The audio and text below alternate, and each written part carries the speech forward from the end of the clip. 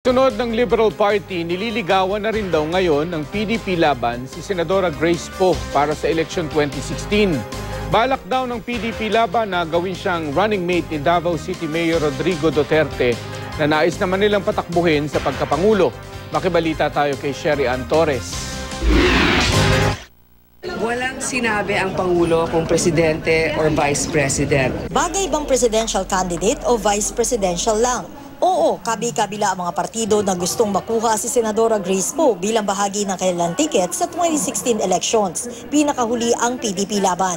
Pero sabi nila, interesado lang sila kay Poe bilang vice presidential candidate. Katambal sana ni Davao City Mayor Rodrigo Duterte.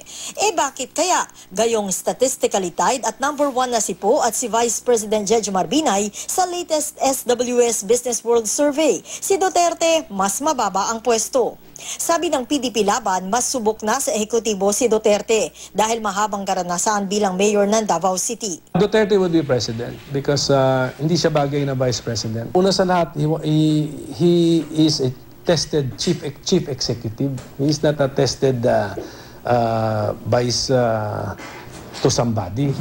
Ito rin ang hirit ng ilan sa Liberal Party kung bakit gusto nila maging vice presidential candidate si Poe. Katambal naman ni Interior Secretary Mar Rojas na gusto raw nilang pambato. Mar is already familiar with the system, and if you have Grace Poe as a running mate, would be a very good training ground for her in preparation after 2022. Pagpunto ng LP, kung manalong Pangulo si Rojas sa 2016 at manalong Pangulo si Poe sa 2022, 12 taon daw na tiyak na may magpapatuloy sa mga sinimulang programa ni Pangulong Noynoy Aquino. Sa panayam sa Bombo Radyo kay Pangulong Noynoy Aquino na tumatayong chairman ng LP. At palagay natin, si Senator Grace, isa sa mga taong pwede talagang inaasahan natin magpatuloy at talagang pwede magpatuloy nito. Pero hindi pa tapos yung usapan at pag meron na talagang liwanag, asahan nyo, isa kayo sa mga pinakaunang makakaalam. Marami na rin daw nag-a-apply basama sa senatorial lineup ng LP. Parang dadalawa na lang talaga yung pwesto sa senatorial lineup na hindi pa natin napupuno. Siguro times 5, yung dami nung nag-a-apply doon sa opening. Bago pa ang PDP laban at Liberal Party, una na nagpasabi ang United Nationalist Alliance na interesado rin sila na i-alok kay Senadora Grace Poe ang vice presidential slot.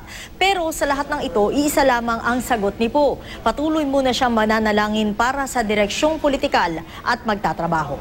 Si dating Senador Panfilo Lacson nag-iisip pa rin kung Malacanang o Senado ang tatargetin sa 2016 dahil sa senatorial surveys lang daw siya malakas. Nag-iikot kami, so namumulso tayo sa mga kababayan. Kung maganda yung maging response, then it might influence me. Sherry Ann Torres, GMA News.